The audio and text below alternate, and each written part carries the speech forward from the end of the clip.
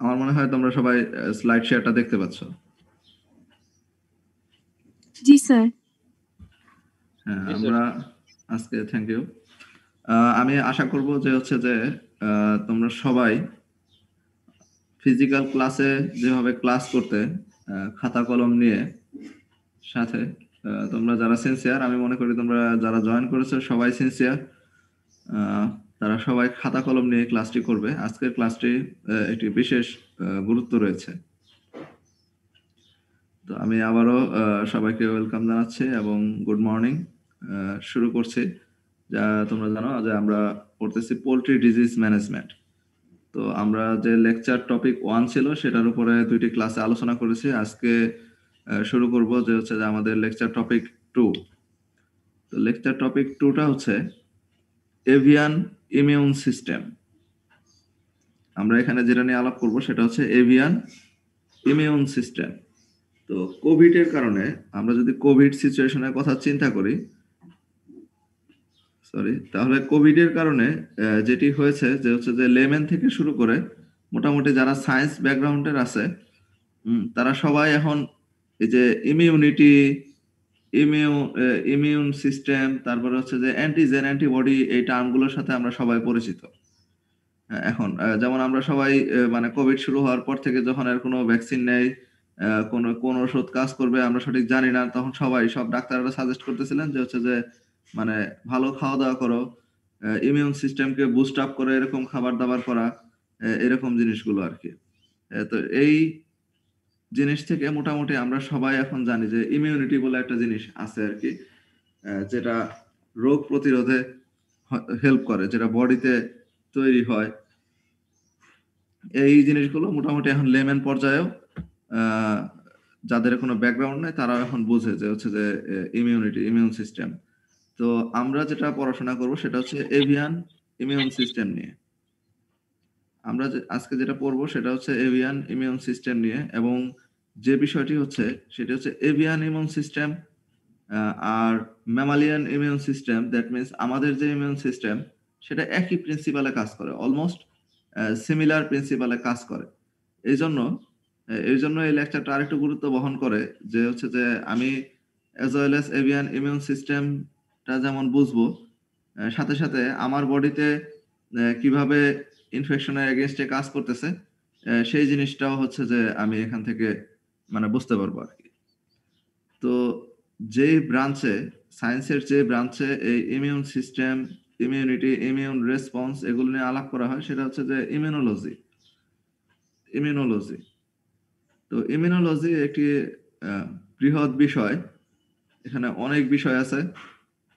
আমাদের ভেট সায়েন্সের যারা স্টুডেন্ট তাদের জন্য একটা 6 মান্থ কোর্স থাকে হচ্ছে ইমিউনোলজি অ্যান্ড সেরোলজি।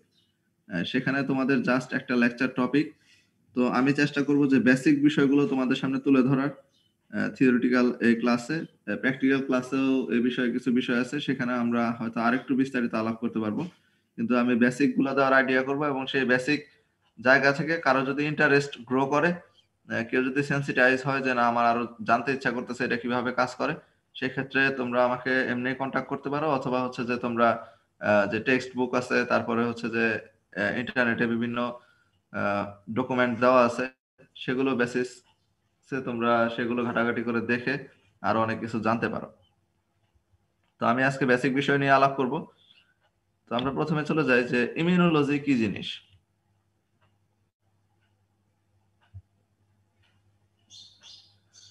তো ইমিউনোলজি কি জিনিস এটা নিয়ে আমরা আজকে প্রথমে আলাপ করব। ইমিউনোলজি ইমিউন রেসপন্স নিয়ে কাজ করে। ইমিউনোলজি হচ্ছে ইমিউন রেসপন্স নিয়ে কাজ করে। ইমিউন রেসপন্সটা কি? ইমিউন রেসপন্সটা হচ্ছে হোস্টের রেসপন্স। যখন কোনো ফরেন বডি বাহির থেকে শরীরের ভিতরে ঢোকে, তখন শরীর এই ফরেন বডিটাকে বের করে দেওয়ার জন্য যে কার্যক্রম পরিচালনা করে বডির ভিতরে, সেটাই হচ্ছে ইমিউন রেসপন্স। যেমন এখানে বলা হচ্ছে the study of the host responses, হোস্টের রেসপন্সকে স্টাডি করে to the introduction of the foreign substance.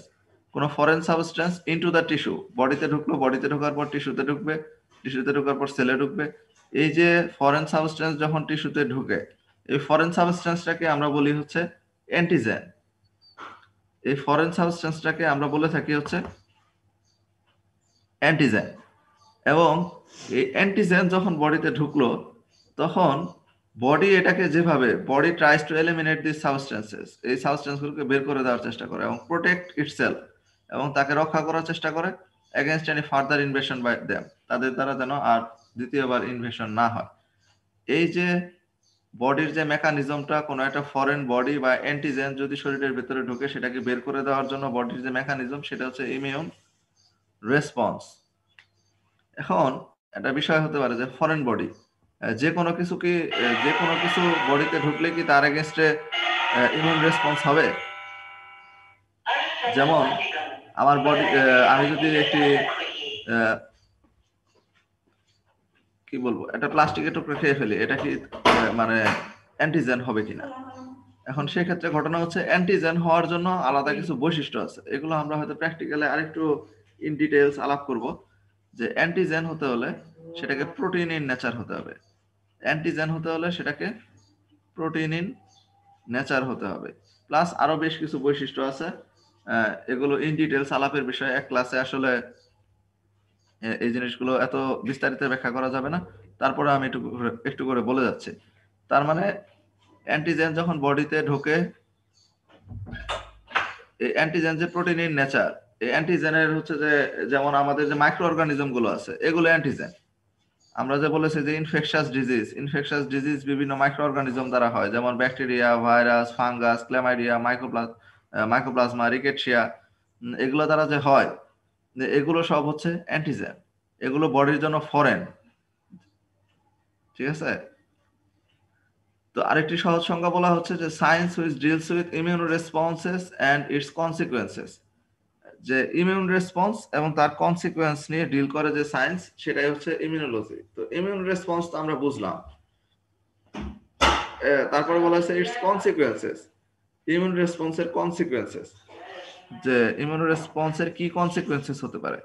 Immune রেসপন্সের consequences beneficiary হতে পারে, আবার হার্মফুলও হতে পারে। ইমিউন রেসপন্স যে আছে, এটার ইমিউন রেসপন্সের কনসিকুয়েন্স যে সবসময় ভালো হবে এমন নয়।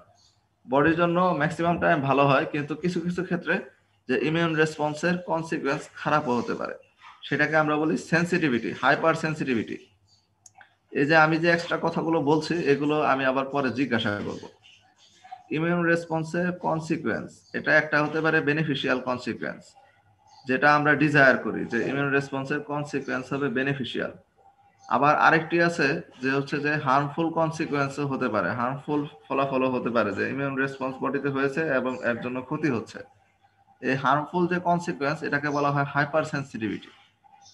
অ্যাজ ফর এক্সাম্পল, আমরা যদি এক্সাম্পল বলি যে হচ্ছে যে অ্যালার্জি। অ্যালার্জি আমাদের অনেকের বডিতে বিভিন্ন ধরনের অ্যালার্জি হয়, যেমন হচ্ছে যে কারোর ইলিশ মাছ খেলে অ্যালার্জি হয়, কারো চিংড়ি মাছ খেলে অ্যালার্জি হয়, কারো গরু মাংস খেলে অ্যালার্জি হয়, হ্যাঁ, কারো কেউ হচ্ছে যে বেগুন জাতীয় খাবার খেলে তার অ্যালার্জি হয়। এই যে অ্যালার্জি হয়, এটা বডির ইমিউন সিস্টেমের একটি হার্মফুল কনসিকুয়েন্স। তোমার টিচার।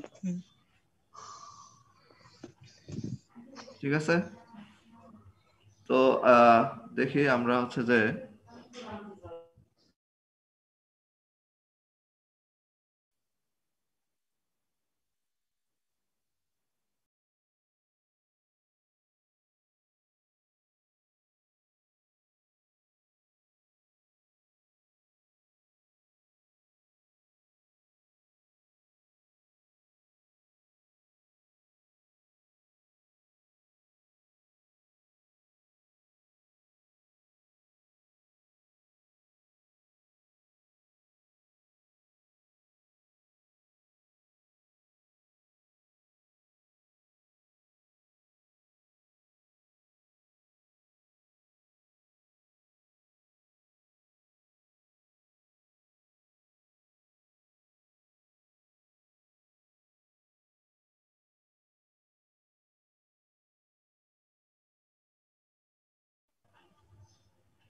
আইডি 007 মাসুম শাহরিয়ার,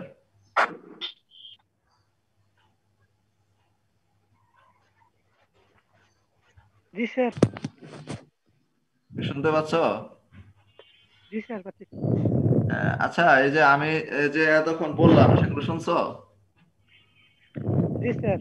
হ্যাঁ, এই যে ইমিউন সিস্টেমের যে হার্মফুল কনসিকুয়েন্স, যে ইমিউনোলজিতে ইমিউনিটি ইমিউন সিস্টেম, এটার হচ্ছে যে আমরা বেনিফিশিয়াল কনসিকুয়েন্স ডিজায়ার করি, কিন্তু অনেক সময় হার্মফুল কনসিকুয়েন্স হয়। এই যে হার্মফুল কনসিকুয়েন্স, এটাকে কি বলে?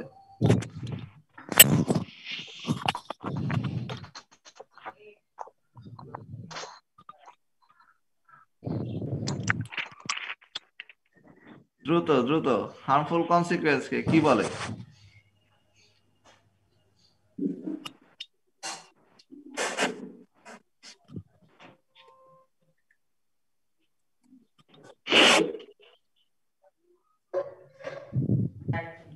Are you 186 Ariful? 1803 186। জি স্যার। হ্যাঁ, এই হার্মফুল কনসিকুয়েন্স কে কি বলে? Sir hypersensitivity. Hypersensitivity. Hypersensitivity একটি এক্সাম্পল দাও দেখি।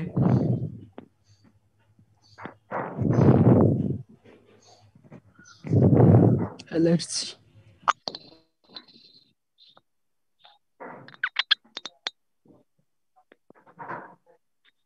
হাইপার সেন্সিটিভিটি একটি এক্সাম্পল আমি বলেছি যে অ্যালার্জি। Sir allergy. জি স্যার অ্যালার্জি।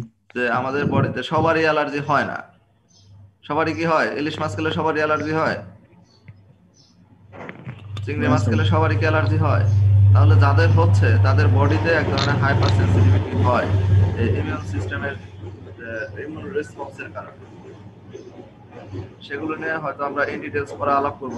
আমি যাদের কোশ্চেন করব তারা যদি কোশ্চেনে অ্যান্সার না দিতে পারে, যেমন মাসুদ শাহরি আইডি 007, আমি কোশ্চেন করেছি, এটা কনসিকুয়েন্স নিয়ে হচ্ছে যে ক্লাসের শেষে আলাপ করবো আর কি। অ্যাটেন্ডেন্স প্লাস সামগ্রিক বিষয়গুলো নিয়ে আজকে ক্লাসের শেষে আলাপ করবো। তো আমরা ক্লাসে ফিরে যাই।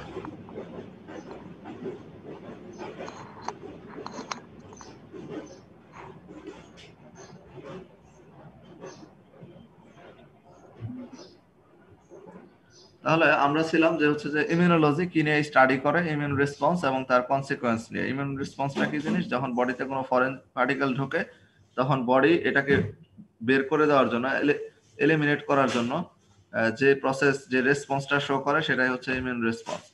এখন হচ্ছে ইমিউনিটি কি জিনিস? এখানে আরেকটা টার্ম আসছে যে হচ্ছে যে ইমিউনিটি। ইমিউনিটি এক কথায় বললে যে আমার হেলথের যে স্ট্যাটাস, আমার বডির স্ট্যাটাস।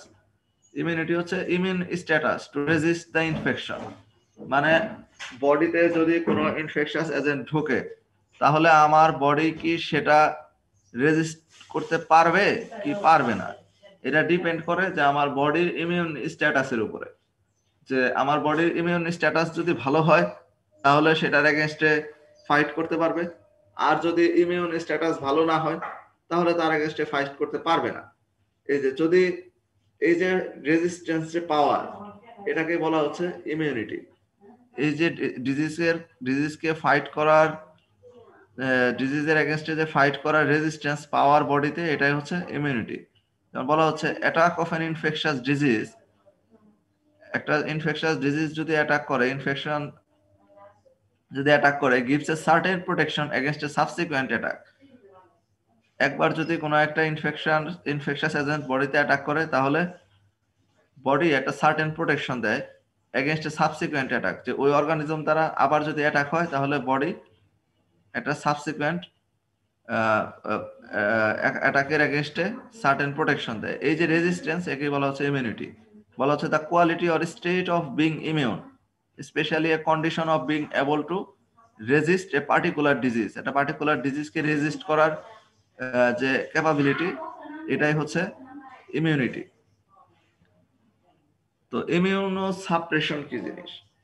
এই যে ইমিউনিটি যদি না থাকে, দ্যাট মিনস নেগেটিভ কন্ট্রোল, যেটা যে নেগেটিভ রেগুলেশন, যে কারোর যদি ইমিউনিটি দুর্বল হয়ে যায়, উইক হয়ে যায়, তখন সেটাকে বলা হচ্ছে ইমিউনো সাপ্রেশন।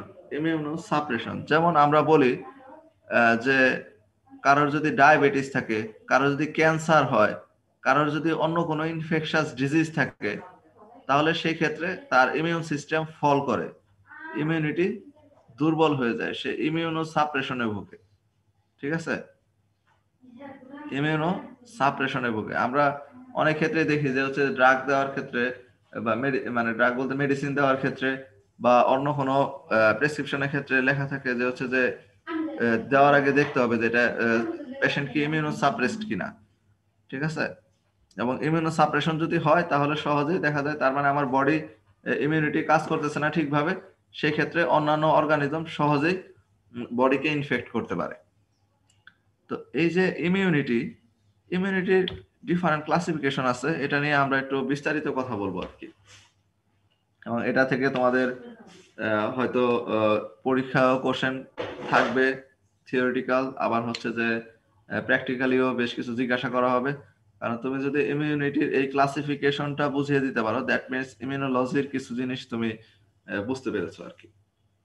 তো ইমিউনিটিকে আমরা প্রথমত দুইটা ভাগে ভাগ করি, একটা হচ্ছে অ্যাডাপটিভ ইমিউনিটি, আরেকটি হচ্ছে ইনএট ইমিউনিটি।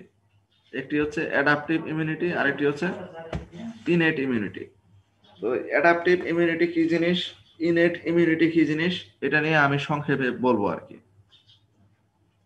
আমি যদি খুব সহজে বলি, ইনএট ইমিউনিটির আরেকটি নাম হচ্ছে ন্যাচারাল ইমিউনিটি। এর আরেকটি নাম হচ্ছে নন স্পেসিফিক ইমিউনিটি। আমি যে কথাগুলো বলতেছি এগুলো সব স্লাইডে লেখা নেই, এই জন্য আমি ক্লাসের শুরুতেই বলেছি যে হচ্ছে যে তোমরা খাতা কলম নিয়ে রাখতে হবে। তো ইনএট ইমিউনিটির আরেকটি নাম হচ্ছে ন্যাচারাল ইমিউনিটি অথবা নন স্পেসিফিক ইমিউনিটি। একটি হচ্ছে ন্যাচারাল ইমিউনিটি আর একটি হচ্ছে নন স্পেসিফিক ইমিউনিটি। প্রকারান্তে অ্যাডাপটিভ ইমিউনিটি আরেকটি নাম হচ্ছে acquired immunity. Acquired, ACQUIRED, acquired immunity মানে লব্ধকৃত ইমিউনিটি। অ্যাকোয়ার্ড ইমিউনিটি অথবা স্পেসিফিক ইমিউনিটি। আমি বলেছি ইনএট ইমিউনিটির একটি নাম হচ্ছে ন্যাচারাল ইমিউনিটি অথবা হচ্ছে নন স্পেসিফিক ইমিউনিটি। বিপরীত পক্ষে অ্যাডাপটিভ ইমিউনিটির নাম হচ্ছে অ্যাকোয়ার্ড ইমিউনিটি অথবা হচ্ছে স্পেসিফিক ইমিউনিটি। এখন কেন ইনএট ইমিউনিটিকে বলতেছি যে ন্যাচারাল, তারপরে হচ্ছে যে নন স্পেসিফিক, এই জিনিসগুলো নিয়ে একটু সংক্ষেপে বলবো আর কি। যে ইনএট ইমিউনিটিকে বলা হয় বডির ফার্স্ট লাইন অফ ডিফেন্স। বডিতে যদি কোনো ফরেন পার্টিকেল বা ফরেন অর্গানিজম ঢুকতে যায়, প্রবেশ করতে যায়, সেক্ষেত্রে বডির যে ফার্স্ট লাইন অফ ডিফেন্স এটাকে বলা হচ্ছে ইনএট ইমিউনিটি। ইনএট ইমিউনিটি হচ্ছে বডির ফার্স্ট লাইন অফ ডিফেন্স। যে আমাদের যখন সৈন্যবাহিনী, আমাদের যে সেনাবাহিনী আছে, তারপরে হচ্ছে যে পুলিশ আছে, তো এই ক্ষেত্রে যে জিনিসটা হয় যে যদি বাহির থেকে বহিঃশত্রুর আক্রমণ ঘটে, সেক্ষেত্রে সবার আগে যদি আমরা স্থলপথের কথা চিন্তা করি, তাহলে সবার আগে কে প্রোটেকশন দিবে? বাহির থেকে আক্রমণ করলে সেনাবাহিনীরা কাজ করবে। সেনাবাহিনীর ভিতরে কোন ইউনিটটা সবার আগে কাজ করবে? বিজিবি, তাই না? Border Guard Bangladesh, BGB. That means এরা হচ্ছে ফার্স্ট লাইন অফ ডিফেন্স তখন, ঠিক আছে? তো এরকম বডির একটা ফার্স্ট লাইন অফ ডিফেন্স আছে, যে বডিতে যখন বাইরে থেকে কোনো কিছু ঢুকতে নেবে তখন বডির একটা ফার্স্ট লাইন অফ ডিফেন্স আছে। এই ফার্স্ট লাইন অফ ডিফেন্সটা হচ্ছে ইনএট ইমিউনিটি। তো আমি বললে সহজেই বুঝতে পারবা। যেমন হচ্ছে যে আমি কিছু এক্সাম্পল দেই, কিছু ফিজিক্যাল ব্যারিয়ার আছে বডিতে ঢোকার জন্য, কিছু ফিজিক্যাল ব্যারিয়ার আছে। যেমন হচ্ছে আমাদের স্কিন, আমাদের বডির যে স্কিন আছে, স্কিন একটা ফিজিক্যাল ব্যারিয়ার। তারপরে আমাদের ওরাল, তারপরে নেজাল, তারপরে হচ্ছে ল্যাক্রিমাল মানে আই, চোখের যে মিউকাস মেমব্রেন আছে, এর ভেতর দিকে মিউকাস মেমব্রেন আছে, নাকের ভেতরে মিউকাস মেমব্রেন আছে, চোখে মিউকাস মেমব্রেন আছে। এই যে ওপেন স্পেস গুলোতে যে মিউকাস মেমব্রেন আছে, এগুলো হচ্ছে কার পার্ট? ইনএট ইমিউনিটির পার্ট। তারপরে হচ্ছে যে আমি উদাহরণ দিই, যেমন হচ্ছে যে এই স্কিন, আমাদের যে কোনো অর্গানিজম যদি ভিতরে ঢুকতে হয় তাহলে স্কিনকে ভেদ করে ঢুকতে হবে না? যে কোনো ইনফেকশন এজেন্ট যদি মানে আমার স্কিনে ওন্ড করার জন্য, মানে স্কিনে ইনফেকশন করতে হয়, তাহলে কি স্কিন ভেদ করতে হবে? স্কিনে কোনো কাটা থাকতে হবে, স্কিনে আগে থেকে কোনো ওন্ড থাকতে হবে বা ইনজুরি থাকতে হবে, সেই ক্ষেত্রে দেখা যাবে অর্গানিজম এখানে ইনভেড করতে পারবে। আদারওয়াইজ আমার স্কিন যদি ইনট্যাক্ট থাকে তাহলে অর্গানিজম সহজে সেখানে মানে ইনভেড করতে পারবে না, প্রবেশ করতে পারবে না। সেক্ষেত্রে স্কিন একটা ব্যারিয়ার। তারপরে আমার রেসপিরেটরি সিস্টেমে আমি যে হচ্ছে যে নিঃশ্বাস নেই, নিঃশ্বাস নিলে এর সাথে তো অনেক কিছু যায়, কিন্তু দেখা যায় যে নাক দিয়ে ঢোকার ক্ষেত্রে যে সিলিয়া আছে, তারপরে মিউকাস মেমব্রেনের সাথে সিলিয়া আছে, রেসপিরেটরি ট্র্যাক্টের সিলিয়া আছে, এখানে ম্যাক্সিমাম অর্গানিজম আটকে যায়। ঠিক আছে। তারপরে আমাদের মুখে যে স্যালাইভা আছে, স্যালাইভার ভিতরে মানে অনেক এনজাইম আছে, আমাদের মুখ দিয়ে যে অর্গানিজম গুলো ঢোকে সেখানে সেগুলো সেখানেই ধ্বংস হয়ে যায়, সেখানে মারা যায়। এগুলো হচ্ছে ইনেট ইমিউনিটির পার্ট, যে মানে ন্যাচারাল ব্যারিয়ার হিসেবে কাজ করে। যেমন আমাদের চোখে কোনো কিছু ঢুকলে, চোখে যদি কোনো ময়লাও ঢুকে, সেক্ষেত্রে সাথে সাথে কি হয়, সাথে সাথে মানে চোখ দিয়ে পানি বের হয়, তাই না? চোখ দিয়ে পানি বের হয়, এবং এই চোখ দিয়ে যে পানি বের হয় তার সাথে সাথে হচ্ছে যে মানে এটা বডির একটা ইনেট ইমিউনিটির একটা মেকানিজম, যে হচ্ছে যে বডি থেকে সেই ফরেন বডিটাকে বের করে দেওয়ার জন্য চোখ দিয়ে পানি বের হয়, যাতে সাথে সাথে এই ফরেন বডিটা বের হয়ে যায়। তো এগুলো হচ্ছে ইনেট ইমিউনিটির পার্ট। ইনেট ইমিউনিটির এগুলো হচ্ছে যে ফিজিক্যাল বা অ্যানাটমিক্যাল ব্যারিয়ার। আর কিছু জিনিস আছে যে হচ্ছে যে সেলুলার কম্পোনেন্ট, সেলুলার কম্পোনেন্ট, যেমন হচ্ছে যে নিউট্রোফিল, ম্যাক্রোফেজ। নিউট্রোফিল, ম্যাক্রোফেজ, এই সেলগুলোর নাম শুনছো তোমরা? জি যখন স্যার। জি যখন স্যার। ফিজিওলজি পড়েছো বা এটা মোটামুটি এগুলোর নাম সবাই মোটামুটি শুনেছে, যে নিউট্রোফিল, ম্যাক্রোফেজ, এগুলো হচ্ছে যে ইনেট ইমিউনিটির সেলুলার কম্পোনেন্ট। যেমন হচ্ছে যে ফ্যাগোসাইটোসিস, এই টার্মটা তোমরা শুনেছো যখন ফিজিওলজি পড়েছো, ফ্যাগোসাইটোসিস জি স্যার। শুনেছো না? জি স্যার। হ্যাঁ, ফ্যাগোসাইটোসিস মানে বাইরে থেকে যখন কোনো অর্গানিজম ঢোকে, নিউট্রোফিল তখন সেটাকে ক্যাপচার করে, ক্যাপচার করে পরে সেই অর্গানিজমটাকে, ফরেন বডিটাকে ডিস্ট্রয় করে, নিউট্রোফিল, ম্যাক্রোফেজ। তো এগুলো এক ধরনের, এগুলো হচ্ছে কে বলা হয় সেকেন্ড লাইন অফ ডিফেন্স। এগুলোকে বলা হয় কি second line of defence. That means first line of ডিফেন্সকে অতিক্রম করে তারা বডির ভিতরে ঢুকে পড়ছে। সেই ক্ষেত্রে বডির কিছু মানে সেনাপতি সেল আছে, যেগুলো সারা বডিতে ঘুরতে থাকে, যেরকম কোনো ফরেন বডি আছে কিনা, এগুলো মানে যে টহল পুলিশ যেরকম বলে আর কি, এরকম ঘুরতে থাকে, এবং তারা এটাকে ক্যাপচার করে ডিস্ট্রয় করার চেষ্টা করে। তো এটা হচ্ছে ইনেট ইমিউনিটি, যেটা ন্যাচারালি বাইবর্ন আমাদের আসে, এই যে স্কিন বলো, সিলিয়া বলো, তারপরে আমাদের ইউরিনেশন যে হয়, ডেফিকেশন যে হয়, ইউরিনের সাথেও অনেক অর্গানিজম বের হয়ে যায়, ডেফিকেশনের সাথেও অনেক অর্গানিজম বের হয়ে যায়। এগুলো হচ্ছে ইনেট ইমিউনিটির পার্ট। তো ইনেট ইমিউনিটিকে বলা হচ্ছে ন্যাচারাল ইমিউনিটি, অথবা আরেকটি বলা হচ্ছে নন স্পেসিফিক ইমিউনিটি।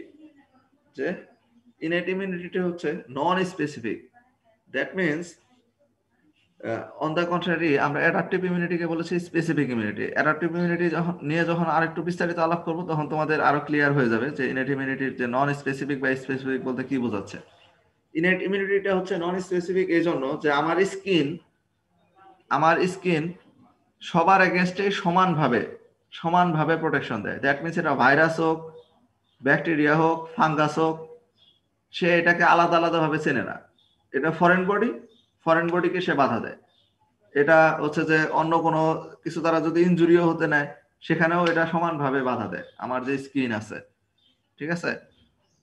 তো এটা আলাদাভাবে এরা স্পেসিফাই করতে পারে না, চিনতে পারে না, এদের কোনো মেমোরি সেল নাই বলতে ইনেট ইমিউনিটিতে কোনো মেমোরি থাকে না। দ্যাট মিনস একটা অর্গানিজম আমার বডিতে ঢুকতে নিল, সেটা বাধা দিল, আমার মুখে বা রেসপিরেটরি সিস্টেমে বাধা দিল বা স্কিনে বাধা দিল, এটা স্কিন মনে রাখতে পারে না যে এটা কোন অর্গানিজম, বা পরবর্তীতে আসলে যে এর এগেইনস্টে আবার কোনো অ্যাকশন নিবে, সেটা আলাদাভাবে নেয় না। সেটা স্কিন সবসময় চেষ্টা করে যে হচ্ছে যে এটা যে অর্গানিজমই হোক, যেই হোক, মানে আমি তাকে আটকাবো, মানে সেটা সহজে যেন বডির ভিতরে ঢুকতে না পারে। সিমিলারলি আমি অন্যান্য ইমিউনিটি মানে ইনেট ইমিউনিটির অন্যান্য যে ব্যারিয়ারের কথা বলছি, সিমিলারলি কাজ করে। তারা নন স্পেসিফিক এবং তাদের কোনো মেমোরি থাকে না, এবং তারা হচ্ছে ফাস্ট রেসপন্স। দ্যাট মিনস বডিতে ঢুকলে দ্রুত রেসপন্স করে, বডিতে ঢুকতে নিলে এরা হচ্ছে যে বাইর করে দেয়। যেমন আমরা বলতেছি যে হচ্ছে যে করোনা ভাইরাস আমার হাতে যদি লেগে থাকে, আমি সাবানের পানিতে ওয়াশ আউট করলে এটা হচ্ছে যে চলে যাবে। তাহলে এক্ষেত্রে আমার স্কিন একটা ব্যারিয়ার হিসেবে কাজ করতেছে। তাহলে ইনেট ইমিউনিটির ক্ষেত্রে আমি কি কথা বলছি, যে ইনেট ইমিউনিটির হচ্ছে যে first line of defence. Innate ইমিউনিটিকে বলা হচ্ছে first line of defence. Innate immunity হচ্ছে আরেকটি নাম হচ্ছে ন্যাচারাল ইমিউনিটি অথবা নন স্পেসিফিক ইমিউনিটি। এর কোনো মেমোরি থাকে না, এটা হচ্ছে ফাস্ট অ্যাক্টিং। এর কোনো মেমোরি থাকে না, এটা হচ্ছে ফাস্ট অ্যাক্টিং। এই জিনিসগুলো যে বলতেছি এগুলো পরীক্ষায় আসবে, যে differentiate innate immunity and adaptive immunity.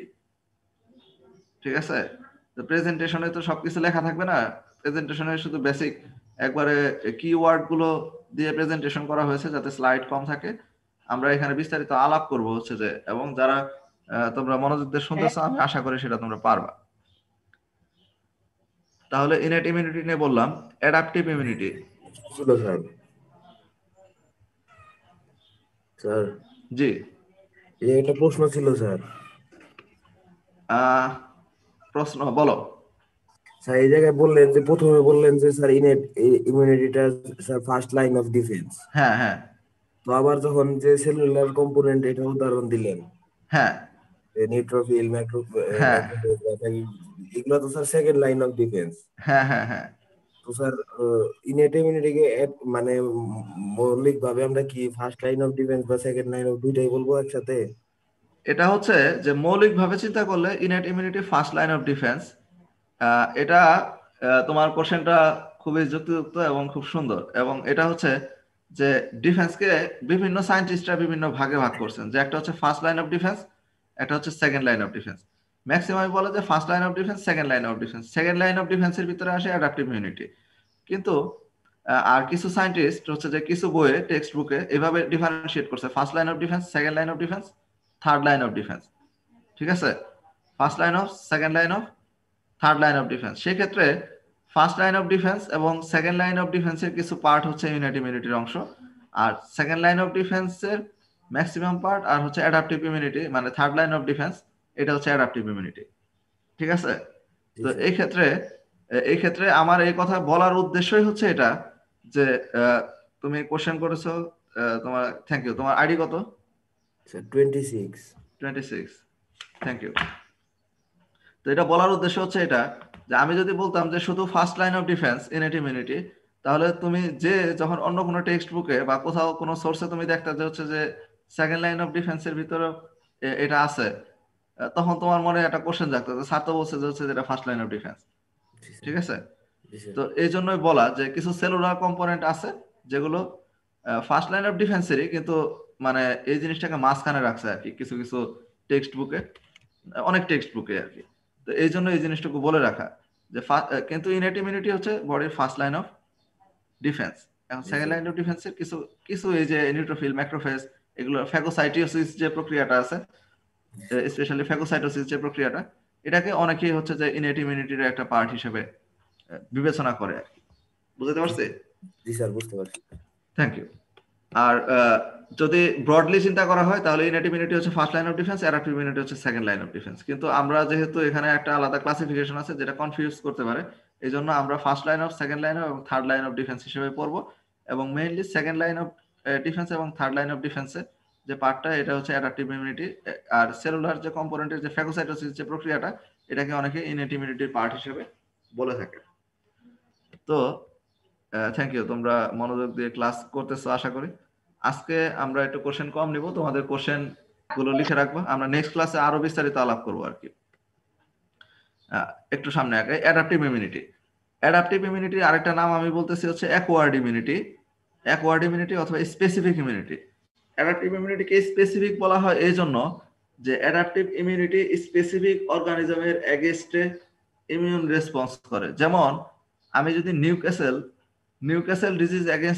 ডিজিজের এগেইনস্টে যদি ভ্যাকসিন দেওয়া হয়, সেটা কি বার্ড ফ্লু বা এভিয়ান ইনফ্লুয়েঞ্জার এগেইনস্টে প্রোটেকশন দিবে? না স্যার। না স্যার। দিবে না।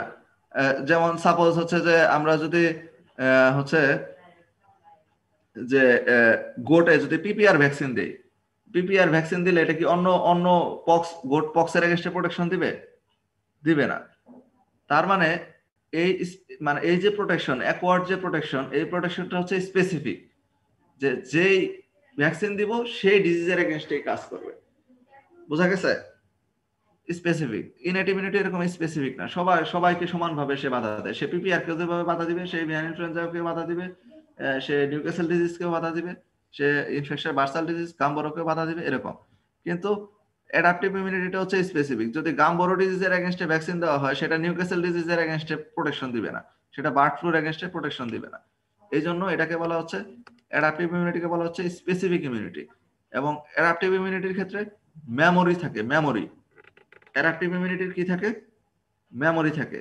আমি বডিতে যদি নিউক্যাসল ডিজিজের এগেইনস্টে ভ্যাকসিন দেই, তাহলে আচ্ছা, ভ্যাকসিন সম্পর্কে তোমরা কি এর আগে পড়েছো না? জি স্যার, মেডিসিনে স্যার পড়ানো হয়েছে। মানে কিছু বেসিক আইডিয়া তো আছে যে ভ্যাকসিনটা কি। ভ্যাকসিনটা হচ্ছে যে আমি যে অর্গানিজমের এগেইনস্টে ভ্যাকসিন দিব, সাপোজ মানে আমি যদি খুব জেনারেলি বলি, ইন জেনারেল, তাহলে যদি নিউক্যাসল ডিজিজের এগেইনস্টে ভ্যাকসিন দেই, তাহলে নিউক্যাসল ডিজিজের যে অর্গানিজমটা আছে সেটা আইদার এমন হতে হবে যে সেটা কিল্ড করা হয়েছে, মানে সেটাকে মেরে ফেলা হয়েছে, তার ডিজিজ প্রডিউস করার এবিলিটি নাই। অথবা এমন হতে হবে যে সেটা লাইভ আছে কিন্তু তার আর ডিজিজ করার এবিলিটি নাই, যেটা বলে লাইভ অ্যাটেনুয়েটেড ভ্যাকসিন অথবা কিল্ড ভ্যাকসিন। অথবা এরকম হবে যে ওইটার যে অ্যান্টিজেনিক পার্টটা আছে, এরকম একটা কেমিক্যালি স্ট্রাকচার তৈরি করে বডিতে দেওয়া হলো। বডিতে দিলে তখন কি হবে? বডিতে তার এগেইনস্টে ইমিউনিটি তৈরি হবে নাকি? ইমিউনিটি তৈরি হলে কি করবে? যে বডি সেই জিনিসটাকে চিনে রাখবে, শরীর সেই জিনিসটাকে চিনে রাখবে এবং সেটা মেমোরিতে রাখবে। পরবর্তীতে যদি মানে সত্যিকারের নিউক্যাসল ডিজিজ বডিতে মানে আসে, বডিতে মানে ঢুকে ইনভেট করে, সেই ক্ষেত্রে বডি সহজেই একে চিনে ফেলবে এবং তার এগেইনস্টে অ্যাকশন নেবে। এই যে মেমোরি থাকে, এই মেমোরি মানে অ্যাডাপটিভ ইমিউনিটি বা অ্যাকোয়ার্ড ইমিউনিটির ক্ষেত্রে মেমোরি থাকে। যেমন সাপোজ তোমাদের করোনা হয় নাই, এখন তোমরা করোনা ভ্যাকসিন নিচ্ছ, তাহলে বডিতে আসলে কি ঘটনাটা ঘটবে? করোনা ভ্যাকসিনের ভিতরে কি আছে? যে করোনা ভাইরাসের মতোই তার যে অ্যান্টিজেনিক পার্টটা আছে, যেটা ইমিউনো রেসপন্স করে, এটাকে ইনঅ্যাক্টিভেট করা হয়েছে। এটাকে ইনঅ্যাক্টিভেট করা হয়েছে। দ্যাট মিন্স তার ডিজিজ প্রডিউস করার অ্যাবিলিটি থাকবে না, কিন্তু বডিতে সে ঢুকবে। বডিতে যখন এই ভ্যাকসিনটা ঢুকবে, তখন এই বডির যে ভ্যাকসিনটা, এটা বডির জন্য ফরেন নাকি নিজস্ব? Foreign foreign Foreign. ম্যাটেরিয়াল। এখন যেহেতু ফরেন ম্যাটেরিয়াল, তাহলে বডিতে এর এগেইনস্টে কি তৈরি হবে? ইমিউন রেসপন্স তৈরি হবে। এই যে ইমিউন রেসপন্স তৈরি হবে, তখন মেমোরি সেল তৈরি হবে। এই মেমোরি সেলটা তৈরি হয়ে বডিতে থেকে যাবে। এই মেমোরি সেলটা তৈরি হয়ে কি হবে? বডিতে থেকে যাবে। এখন বডিতে থেকে গেলে আমার যদি পরবর্তীতে সত্যিকারের করোনা ভাইরাস যদি আমার বডিতে ঢোকে, যেটা ফিল্ড করোনা ভাইরাস, মানে ফিল্ডে যে সার্কুলেটিং করোনা ভাইরাস, এটা যদি আমার বডিতে ঢোকে, বডি তখন কি করবে? সাথে সাথে চিনে ফেলবে, চিনে তার এগেইনস্টে অ্যাকশন নেবে। ঠিক আছে? এখন এই মেমোরি সেল কতদিন সাস্টেইন করবে এর উপরে ডিপেন্ড করে যে হচ্ছে যে এই ভ্যাকসিন কতদিন পর্যন্ত প্রোটেকশন দিবে। বোঝা গেছে?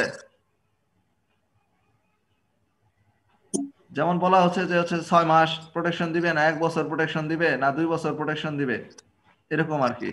যে মেমোরি সেল বডিতে যতদিন থাকবে ততদিন পর্যন্ত প্রোটেকশন দিবে। যেমন কোন কোন ভ্যাকসিন আছে 6 মাস পর্যন্ত প্রোটেকশন দেয়, 6 মাস পর পর ভ্যাকসিন নিতে হবে। কোনটা আছে 5 বছর পর্যন্ত প্রোটেকশন দেয়, কোনটা 1 বছর, কোনটা হচ্ছে লাইফ লং প্রোটেকশন দেয়। ঠিক আছে? দেখি আমরা দুই একটা কোশ্চেন করে আসি, দেখি।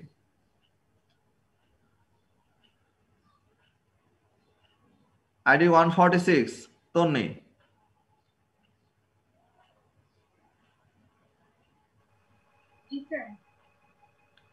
তন্নি, তুমি বলো যে হচ্ছে যে অ্যাকোয়ার্ড ইমিউনিটি আর হচ্ছে যে ইনেট ইমিউনিটির মধ্যে 2-3টা পার্থক্য বলো দেখি। হচ্ছে মেমোরি সেল থাকবে, আর হচ্ছে ইমিউনিটিতে হচ্ছে মেমোরি সেলটা থাকবে না। আর ইমিউনিটি সিস্টেমটা হচ্ছে ফার্স্ট লাইন ডিফেন্স হিসেবে কাজ করবে। হ্যাঁ হ্যাঁ এটা হচ্ছে নন স্পেসিফিক, সমানভাবে বাধা দিবে। Thank you, thank you, thank you. আমরা মনে হয় তাহলে ক্লাস করতে পারি আর কি।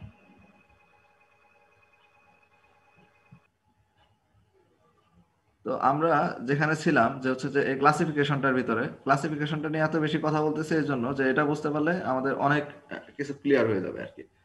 এখন একটি বিষয় যে অ্যাডাপটিভ ইমিউনিটি কে আবার দুই ভাগে ভাগ করা হয়েছে। একটা হচ্ছে active immunity, active adaptive immunity, আর একটি হচ্ছে প্যাসিভ। একটি হচ্ছে অ্যাক্টিভ আর একটি হচ্ছে প্যাসিভ। অ্যাক্টিভ মানে কি? অ্যাক্টিভ মানে আমার বডিতে যে ইমিউনিটিটা তৈরি হবে, আমার বডি যেখানে অ্যাক্টিভলি ইনভলভ থাকবে, সেটা হচ্ছে অ্যাক্টিভ ইমিউনিটি। আর যেটা প্যাসিভ, প্যাসিভ মানে হচ্ছে যে আমাকে রেডিমেড অ্যান্টিবডি বডিতে দিয়ে দেওয়া হয়েছে, এটা হচ্ছে প্যাসিভ। তাহলে আমি বললাম কি অ্যাক্টিভ মানে কি? অ্যাক্টিভ মানে যেই ইমিউন রেসপন্স বা অ্যান্টিবডি তৈরিতে বা ইমিউনিটি তৈরিতে বডি অ্যাক্টিভলি ইনভলভ থাকে, সেটা হচ্ছে অ্যাক্টিভ ইমিউনিটি। আর যেটা হচ্ছে যে প্যাসিভ ওয়েতে আমার বডিতে আসে, আমার বডি এর জন্য কোনো কিছু করা লাগে না, প্যাসিভলি আমার বডিতে আসে, সেটা হচ্ছে প্যাসিভ ইমিউনিটি। তো অ্যাক্টিভ ইমিউনিটিটা হচ্ছে লং লাস্টিং, প্যাসিভ ইমিউনিটিটা হচ্ছে শর্ট লিভড, মানে বেশি দিন প্রোটেকশন দেয় না, হয়তো 3 সপ্তাহ, 4 সপ্তাহ, 1 মাস, 4 মাস এরকম। তাহলে আমি কি বলছি আরেকবার বলি যে অ্যাক্টিভ ইমিউনিটি হচ্ছে যে বডি অ্যাক্টিভলি ইনভলভ থাকে এই ইমিউনিটি তৈরি করার ক্ষেত্রে, এবং এটা তুলনামূলক লং লাস্টিং হয়। আর প্যাসিভ ইমিউনিটি যেটা, সেটা হচ্ছে যে বডি এখানে সরাসরি ইনভলভ থাকে না, বডিতে রেডিমেড অ্যান্টিবডি মানে চলে আসে, এই ক্ষেত্রে এটা হচ্ছে শর্ট লাস্টিং হয়। শর্ট লাস্টিং মানে কম সময় বডিতে থাকে আর কি। এখন অ্যাক্টিভ ইমিউনিটিকে আবার দুই ভাগে ভাগ করা হয়েছে, সেটা হচ্ছে ন্যাচারাল এবং অ্যাকোয়ার্ড। এটা হচ্ছে ন্যাচারাল আর একটা হচ্ছে অ্যাকোয়ার্ড। এখন ন্যাচারাল কি, অ্যাক্টিভ ন্যাচারাল কি? অ্যাক্টিভ ন্যাচারালের একটা উদাহরণ আমি যদি বলি, যে যে কোনো ডিজিজ যদি আমার বডিতে হয়, আমার বডিতে যদি কোনো ডিজিজ হয় এবং বডি যদি ডিজিজ হওয়ার পর সারভাইভ করে, তাহলে সেক্ষেত্রে দেখা যায় ওই ডিজিজের এগেনস্টে বডিতে অটোমেটিক্যালি ন্যাচারালি একটা প্রোটেকশন তৈরি হয়। অ্যাজ ফর এক্সাম্পল, তোমাদের পক্স হয়েছে কারো? পক্স? জি স্যার। জি স্যার। তাহলে আমরা জানি যে অনেকে যে জীবনে যদি একবার পক্স হয় তাহলে আর পক্স হয় না, তাই না? জি স্যার। ইউজুয়ালি, সাধারণত খুব রেয়ার কেসে যে একজনের 2 বার পক্স হয়। কিন্তু তার মানে কি যে একবার পক্স হলে আর পক্স হয় না, তার মানে বডিতে কি তৈরি হয়েছে? Sir natural immunity.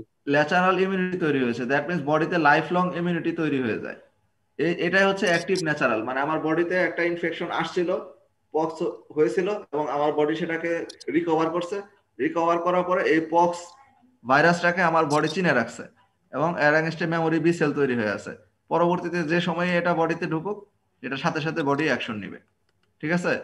এটা হচ্ছে একটা অ্যাক্টিভ ন্যাচারাল, যে আমার ন্যাচারাল ইনফেকশন হয়েছিল, ন্যাচারালি ইনফেকশন হয়েছে এবং ন্যাচারালি তার এগেইনস্টে অ্যান্টিবডি তৈরি হয়ে আছে বা মেমোরি সেল তৈরি হয়ে আছে। আরেকটি বিষয় যেটা, সেটা হচ্ছে active acquired immunity. Active acquired ইমিউনিটির কোনো উদাহরণ দিতে পারবা তোমরা? Sir vaccination.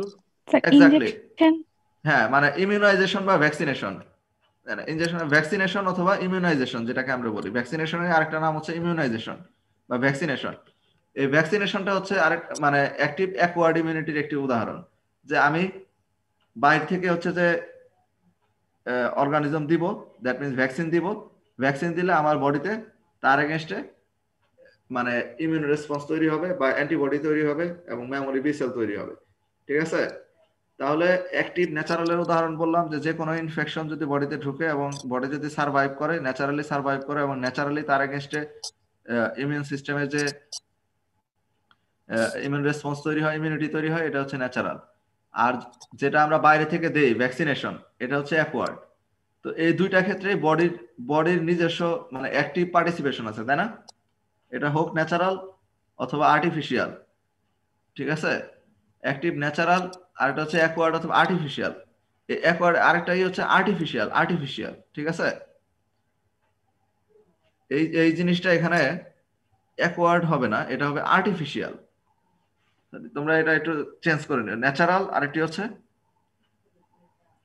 আর্টিফিশিয়াল। তো আর্টিফিশিয়াল কোনটা? আর্টিফিশিয়াল হচ্ছে ভ্যাকসিনেশন অথবা ইমিউনাইজেশন। আর্টিফিশিয়াল হচ্ছে ভ্যাকসিনেশন অথবা ইমিউনাইজেশন। আমি আবারও বলতেছি যে এখানে যে অ্যাকোয়ার্ড কথাটা লেখা আছে, এই কথাটা ভুল আছে, কারণ এই কথাটা এরা টোটাল সবাই অ্যাকোয়ার্ডের পার্ট। এটা হবে আর্টিফিশিয়াল, এটা হচ্ছে ন্যাচারাল আর এটা হচ্ছে আর্টিফিশিয়াল। তো আমরা অ্যাক্টিভ ন্যাচারাল অ্যাক্টিভ আর্টিফিশিয়ালটা পড়লাম। এখন আমরা যেটা পড়বো সেটা হচ্ছে প্যাসিভ। প্যাসিভ ন্যাচারালের একটা এক্সাম্পল দিতে পারো দেখি? স্যার মায়ের কাছ থেকে বাচ্চা শরীরে আসে। এক্স্যাক্টলি। আমরা মায়ের কাছ থেকে বেবির শরীরে যে ইমিউনিটিটা আসে, সেটা হচ্ছে যে ন্যাচারাল ইমিউনিটি। এবং এখানে কি আমার মানে আমি যে মানে আমার মায়ের কাছ থেকে আমি যে অ্যান্টিবডি পেয়েছি, এর জন্য আমার বডির কোনো কিছু করতে হয়েছে? না স্যার। এর জন্য এই অ্যান্টিবডি তৈরি করতে কি আমার বডির কোনো সক্রিয় পার্টিসিপেশন দরকার হয়েছে? দরকার হয়নি, কারণ বেবি যখন থাকে তখন তার ইমিউন সিস্টেম ডেভেলপই করে নাই। ঠিক আছে, আমি যখন বেবি ছিলাম তখন আমার ইমিউন অর্গানগুলো ওইভাবে ডেভেলপই করে নাই। সেক্ষেত্রে মায়ের বডি থেকে এই ইমিউন মানে অ্যান্টিবডি সরাসরি বেবির বডিতে আসতেছে প্লাসেন্টার মাধ্যমে এবং কলোস্ট্রামের মাধ্যমে। এই জন্য এটাকে বলা হচ্ছে প্যাসিভ ন্যাচারাল। এটা হচ্ছে প্যাসিভ ন্যাচারাল। ঠিক আছে, আমার মনে হয় যে আমি যখন ফার্স্ট ইয়ারে তোমাদের ক্লাস নিয়েছি তখন টিটির টিকার কথা বলেছিলাম, তাই না? মনে আছে কি তোমাদের স্যার। কারোর? জি স্যার। কার মনে আছে দেখি কি বলেছিলাম, বলো দেখি।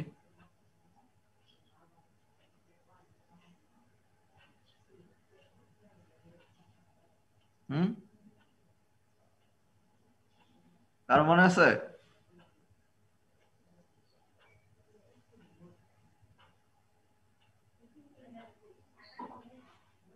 বলেছিলাম যে হচ্ছে যে গার্লফ্রেন্ড সিলেকশন করার আগে জেনে নিতে হবে যে টিটি ইনজেকশন দেওয়া আছে কিনা, নাকি ওয়াইফ সিলেকশন করার আগে চিন্তা করে নিতে হবে যে টিটির ইনজেকশন দেওয়া আছে কিনা। এই টিটির ইনজেকশন দেওয়া থাকতে হয় এই জন্য, কারণ মায়ের যদি টিটির এগেনস্টে ইনজেকশন দেওয়া থাকে তাহলে মায়ের শরীরে যে অ্যান্টিবডি তৈরি হয় এটাই চাইল্ডের মানে বেবির শরীরে ট্রান্সফার হয় ম্যাটারনাল অ্যান্টিবডি হিসাবে, এবং সেটা বেবিকে একটা সার্টেন বেবির ইমিউন সিস্টেম ডেভেলপ করার আগ পর্যন্ত বেবিকে সার্টেন লেভেল অফ প্রোটেকশন দেয়। ঠিক আছে, এটা হচ্ছে ন্যাচারাল ইমিউনিটি। আরেকটি হচ্ছে প্যাসিভ আর্টিফিশিয়াল। প্যাসিভ আর্টিফিশিয়ালের কোনো উদাহরণ কেউ দিতে পারবে? স্যার ইনজেকশন দেয়া, স্যার রোগাক্রান্ত হওয়ার পর তাকে সিরামটা সিরাম দেয়া বা প্লাজমা। হ্যাঁ, আমরা এটাকে কোনোভাবে ইনজেকশন বলবো না। ঠিক আছে, ইনজেকশন তো যে কোনো কিছু হতে পারে। ইনজেকশন আমি হচ্ছে যে মেডিসিনও ইনজেকশন দিতে পারি, এটা ভ্যাকসিনও ইনজেকশনের মাধ্যমে দেওয়া হয়। ইনজেকশন হচ্ছে যে মেথড মানে অ্যাডমিনিস্ট্রেশনের মেথড, যে আমি কিভাবে এটাকে ওরালি ইনজেকশন করতেছি না ইনজেকশন দিচ্ছি বা এরকম কিছু। ঠিক আছে, তো হ্যাঁ তোমরা যেটা বলেছো যেমন হচ্ছে as for example ATS antitetanus serum, এটা জিনিস হচ্ছে অ্যান্টিটিটেনাস সিরাম। দ্যাট মিনস আমার যদি টিটেনাস হয়ে যায়, এটা সবার ক্ষেত্রে হয় না, মানে সকল কিছুর ক্ষেত্রে এই যে প্যাসিভ আর্টিফিশিয়ালটা এটা কাজ করে না। তবে এই যে টিটেনাসের ক্ষেত্রে এটা করা হয়, যেমন হচ্ছে কমার্শিয়ালি অ্যাভেলেবল আছে অ্যান্টি টিটেনাস সিরাম, এটিএস বলে। ঠিক আছে, যে আমার যদি টিটেনাস হয়ে যায় সেই ক্ষেত্রে বাইরে থেকে অ্যান্টি টিটেনাস সিরাম মানে টিটেনাসের এগেইনস্টে সিরামে অ্যান্টিবডি আছে, রেডিমেড অ্যান্টিবডি আছে, এটা বাইরে থেকে যদি আমি ইনজেক্ট করি তাহলে বডি সেটা প্যাসিভলি পেলো। এটা হচ্ছে প্যাসিভ আর্টিফিশিয়াল। তোমাদের কিন্তু পরীক্ষায় ভাইভাতে এরকম উদাহরণ দিয়ে বুঝাই দিতে হবে যে কোনটা অ্যাক্টিভ ন্যাচারাল, কোনটা অ্যাক্টিভ আর্টিফিশিয়াল, কোনটা প্যাসিভ ন্যাচারাল, কোনটা প্যাসিভ আর্টিফিশিয়াল, এরকম কিন্তু এটা বুঝিয়ে দিতে হবে। আমি বুঝাইতে পারছি?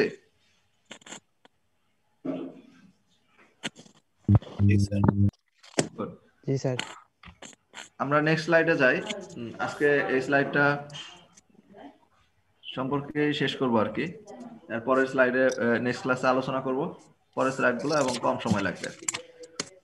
তো ইমিউনিটির অ্যাডাপটিভ ইমিউনিটিকে আবার আরো দুইটা নামে মানে দুইটা ভাগে ভাগ করা হয়। এটা হচ্ছে হিউমোরাল ইমিউনিটি, আরেকটি হচ্ছে সেল মেডিয়েটেড ইমিউনিটি। একটি হচ্ছে হিউমোরাল, আরেকটি হচ্ছে সেল মেডিয়েটেড ইমিউনিটি।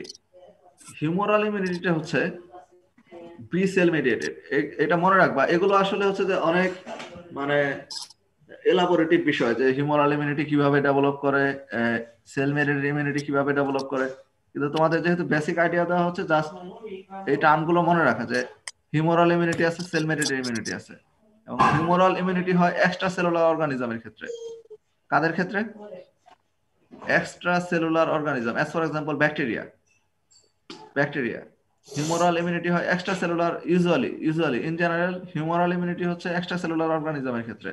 আর সেল মেডিয়েটেড ইমিউনিটির ক্ষেত্রে ইমিউনিটি হচ্ছে ইন্ট্রাসেলুলার অর্গানিজমের ক্ষেত্রে।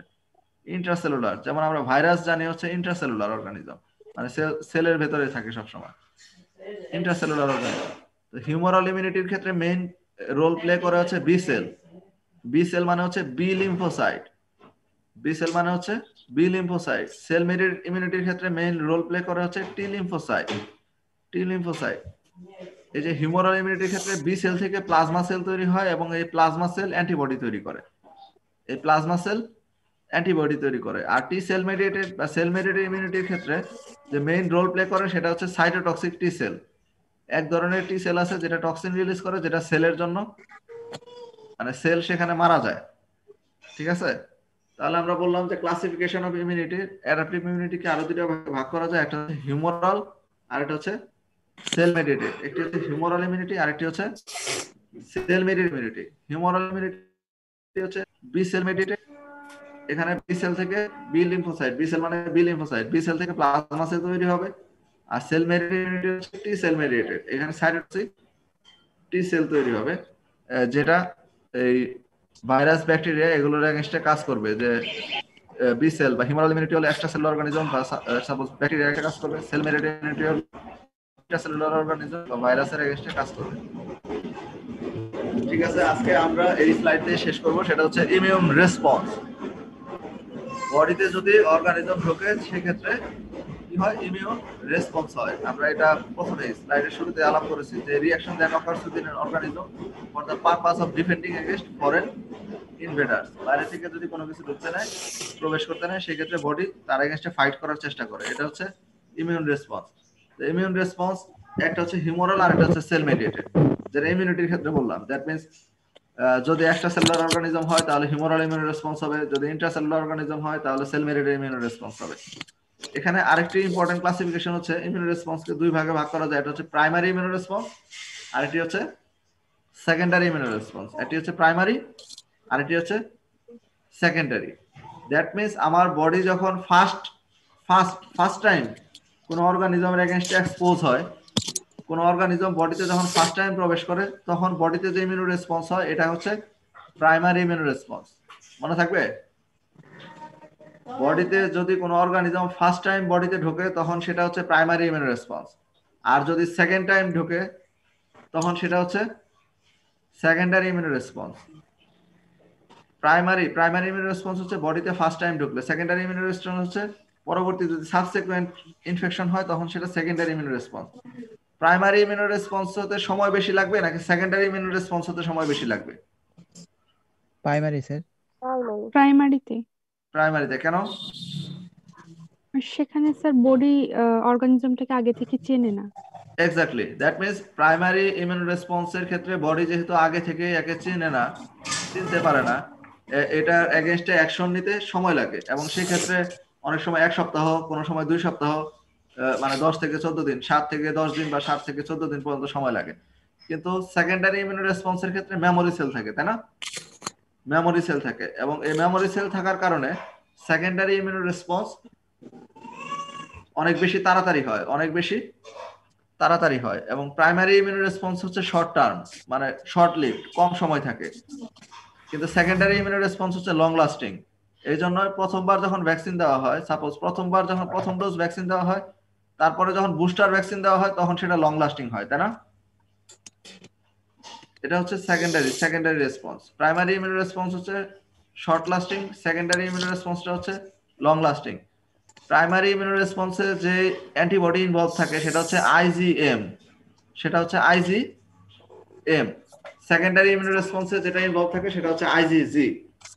এটাই হচ্ছে আমার আজকের এই পর্যন্ত পড়াশোনা। আমি বলেছি primary immune response short lived, secondary immune response long lasting. Primary immune রেসপন্সের সময় বেশি লাগে, রেসপন্স হতে টাইম বেশি লাগে, স্লো। আর সেকেন্ডারি ইমিউন রেসপন্স হচ্ছে ফাস্ট। প্রাইমারি ইমিউন রেসপন্সে যে অ্যান্টিবডি ইনভলভ থাকে সেটা হচ্ছে আইজিএম, আর সেকেন্ডারি ইমিউন রেসপন্সে যে অ্যান্টিবডি ইনভলভ থাকে সেটা হচ্ছে আইজিজি।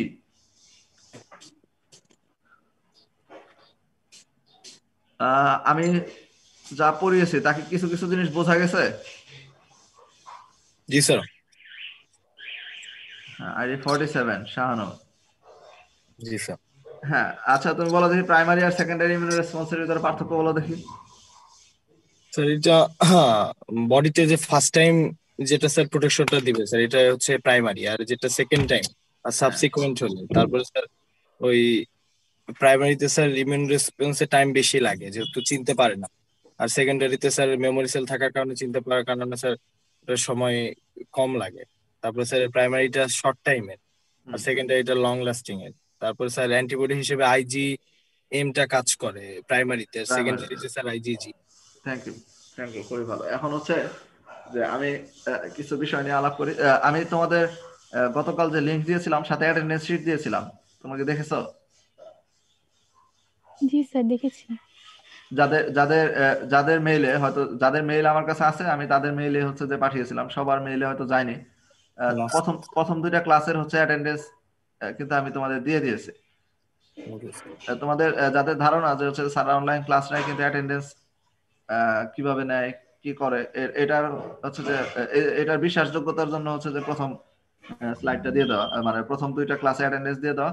এবং সেখানে অত্যন্ত দুঃখের সাথে জানাচ্ছি যে সেখানে যাদের আইডির এগেনস্টে টাইম 20 মিনিটস এর কম আছে, তোমরা যদি অ্যাটেন্ডেন্স শিটটা দেখে থাকো, যাদের মেইলে গিয়েছে তারা যদি কমন গ্রুপে এটা শেয়ার করো তাহলে বাকিরা দেখতে পারবে আর কি। সেক্ষেত্রে তোমরা দেখবা যে যাদের ক্লাস অ্যাটেন্ডেন্সের টাইম 20 মিনিটস এর কম আছে, they are absent, they are absolutely absent. ঠিক আছে, আমি বুঝাইতে পারছি? জি স্যার। এটা হচ্ছে প্রথম দুইটা ক্লাসের জন্য। আর আজকের ক্লাস থেকে যারা অ্যারাউন্ড 40 মিনিটস এর কম ক্লাসে থাকবে, দে আর অ্যাবসেন্ট। এবং এটার জন্য আমার কোনো কিছু করতে হবে না, technology is very much friendly. ঠিক আছে, আমি আজকে যে ক্লাসটা নিলাম সেটা 1 মাস পর্যন্ত ডাটা রেকর্ডিং এ থাকবে এবং আমি এখান থেকে তোমাদের হচ্ছে যে অ্যাটেন্ডেন্স, কে কত মিনিট ছিলা ক্লাসে, কে কত মিনিট ছিলা, এই জিনিসটা পর্যন্ত মনে করো যে ওখানে দেওয়া আছে। যে তোমার নাম, আইডি কি, তোমার মেইল কন্টাক্ট যদি থাকে সেটা, প্লাস হচ্ছে তুমি কত মিনিট ছিলা। এবং এমন যদি হয় যে তুমি 10 মিনিট ছিলা, তারপরে হচ্ছে যে আবার 20 মিনিট নাই, পরে আবার 3 মিনিট জয়েন করলা, সেটা ওখানে রেকর্ড করা আছে, রেকর্ডেড আছে। আমি টোটালটা দেখে প্রথম দুইটা ক্লাসে যাদের অ্যাটেন্ডেন্স 20 মিনিটের নিচে ছিল তাদের সবার অ্যাটেন্ডেন্স আমি আমাদের ফিজিক্যাল যে মেইন অ্যাটেন্ডেন্স খাতা আছে সেখানে বাদ দিয়ে দিয়েছি। ঠিক আছে, আর অ্যাপার্ট ফ্রম দিস এই রেকর্ড তো আমার কাছে থাকবেই। তারপরে যেমন আজকে 007, তুমি কিন্তু মানে বলতে পারো না আমি কি জিজ্ঞাসা করেছি সেটা কিন্তু বলতে পারো না। তো এরকম আমি কোশ্চেন করবো এবং কোশ্চেনের এগেনস্টে যদি কেউ মানে খুব সন্তোষজনক উত্তর না দিতে পারে, সেক্ষেত্রে আমি কিন্তু তাদেরকে অ্যাবসেন্ট করে দিব আর কি। স্যার হ্যাঁ, অনেকে তো স্যার ডিসকানেক্ট হয়ে যায়, সেক্ষেত্রে টাইমটা কি হবে স্যার? না ওই তো আমি বললাম তো, ডিসকানেক্ট হয়ে গেলে তুমি যখন আবার রিকানেক্ট হবে, ঠিক আছে, তুমি যখন আবার রিকানেক্ট হবে তোমার আইডির এগেনস্টে আবার তুমি রিকানেক্ট হয়ে কতক্ষণ ছিলে সেটাও সেখানে থাকবে আর কি। স্যার আমার ইমেল অ্যাড্রেস দেওয়া হয় না, ইমেল অ্যাড্রেস আমার কাছে সবগুলো নেও তোমরা হচ্ছে যে স্যার আমি প্রথমে। কি হ্যাঁ, আপনাকে আমরা কি মানে আপনাকে সবগুলো পাঠিয়ে দিব স্যার? ইমেল অ্যাড্রেস জি স্যার। এটা না থাকলে হবে, আমার তোমার ইমেলের অ্যাড্রেসটা থাকলে আমার আসলে মেইনলি কাজ হয়ে যাবে আর কি। তুমি তো শেয়ার মানে শেয়ার যে 4 জন আছে জি স্যার। তাদের 4 জনের ইমেল অ্যাড্রেসটা থাকলে আমার আর কোনো সমস্যা নেই আর কি। ঠিক আছে, আচ্ছা আচ্ছা আমি যেহেতু স্পেসিফিক্যালি তোমাদের ইমেল অ্যাড্রেসটা খুঁজে পাইনি, এজন্য তোমাদের যে স্টুডেন্ট ইনফরমেশন আছে সেখান থেকে আমি যাদের ইমেল অ্যাড্রেস পেয়েছি তাদের ইমেল অ্যাড্রেসে মেইল করে দিয়েছি, কমন মেইল দিয়েছি। আচ্ছা স্যার, আজকে স্যার আপনাকে পাঠিয়ে দিব স্যার আমাদের চার্জ। ঠিক আছে, তবে আমার ক্লাস রুলস কি আমি বোঝাইতে পারছি? জি স্যার। Thank you. আমার ক্লাসে যে আমি পড়াচ্ছি সেটা কি বোঝা যাচ্ছে? জি স্যার। Thank you. নেক্সট ক্লাসে আমরা অনেক কোশ্চেন শুনবো, কারণ তোমরা যারা ক্লাস করেছো মোটামুটি মনোযোগ দিয়ে, তাদের ভিতরে কিছুটা হলো সেন্সিটাইজেশন হওয়ার কথা যে কোন জিনিসগুলো কিভাবে হচ্ছে, কেন হচ্ছে। আমরা নেক্সট ক্লাসে আরো বিস্তারিত আলাপ করবো। আইডি 065 আনিকা।